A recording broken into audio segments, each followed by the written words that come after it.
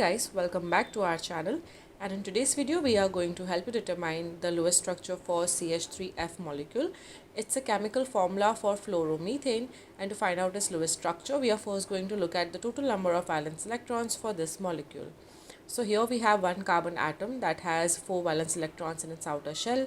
Each hydrogen atom has 1 valence electron in its outer shell, but as we have 3 hydrogen atoms over here, I'm going to multiply this number by 3.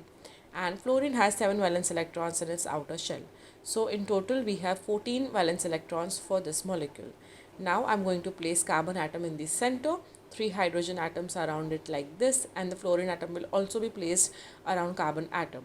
Please note that here carbon is the least electronegative atom over here, and hydrogen atoms cannot take the central position, and hence carbon will take the central position and the arrangement of atoms would be like this. Now to show a bond between carbon and hydrogen atoms, carbon and fluorine atoms, I am going to place a pair of electrons. Doing that, we will be using up 8 out of 14 valence electrons, and now we are left with just 6 valence electrons.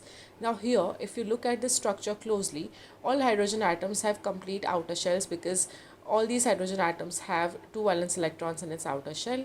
And even carbon has a complete octet because it has 8 valence electrons in its outer shell.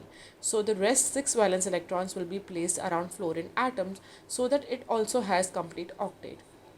Doing that, we will come across this Lewis structure in which carbon forms 4 single bonds, and all these atoms involved in this structure have complete octets.